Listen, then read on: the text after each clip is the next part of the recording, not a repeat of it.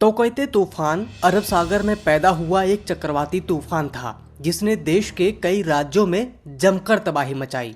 कर्नाटक, गोवा, महाराष्ट्र के बाद गुजरात के तट से टकराने वाला ये तूफान बेहद खतरनाक श्रेणी का था। लेकिन आखिर इस चक्रवात में ऐसा क्या था जिसने वैज्ञानिकों को परेशान कर दिया है? मौसम विभाग में काम करने वाले वैज्ञानिक इस चक्रवाती तूफान के बाद ऐसी आशंका क्यों जाहिर कर रहे हैं कि सब कुछ ठीक नहीं चल रहा है? दरअसल तोक़ते अरब सागर में लगातार पैदा होने वाले चक्रवातों में बीते कुछ सालों में चौथा चक्रवाती तूफान है। तोक़ते को मिलाकर 3 चक्रवात या तो महाराष्ट्र या फिर गुजरात के तट से टकरा चुके हैं।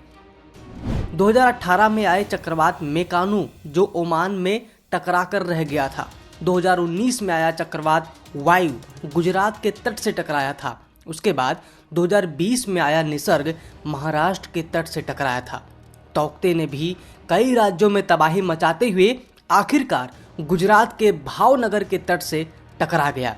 14 मई को अरब सागर के दक्षिण पूर्व में कम दबाव का क्षेत्र बनने के बाद 16 मई को ही इसे भयानक चक्रवाती तूफान का श्रेणी दिया गया, जहां इसे अपना रूप भयंकर करने में मात्र 2 दिन का वक्त लगा। वहीं इससे पहले जब वायु चक्रवात आया था तो उसे भयंकर होने में 36 घंटे का वक्त लगा था और उससे भी पहले आया मेकानू चक्रवात 4 दिन के बाद भयंकर चक्रवाती तूफान में बदला था। इन सभी चक्रवातों में निसर्ग की गति काफी धीमी थी, उसे भयानक रूप लेने में 5 दिन का वक्त लगा था। यही नहीं, 2020 और 21 में अरब सागर में आए दोनों ही चक्रवात जो भयंकर की श्रेणी के थे, मानसून से पहले वाली अवधि में आए थे। वैसे बंगाल की खाड़ी और अरब सागर में मिलाकर हर साल औसतन 5 चक्रवात आते हैं। इनमें से 4 बंगाल की खाड़ी में पैदा होते हैं क्योंकि बंगाल की खाड़ी अरब सागर से ज़्यादा गर्म है। लेकिन बीते सालों से देखा जा रहा है कि अरब महासागर भी गर्म होता जा रहा है, जिसकी वजह से वहां पर चक्रवात पैदा होते जा रहे हैं। मौसम वैज्ञानी इस घटना को हल्के में लेने के मूड में नहीं है। अब इसे ग्लोबल वार्मिंग से जोड़कर भी देखा जा रहा है।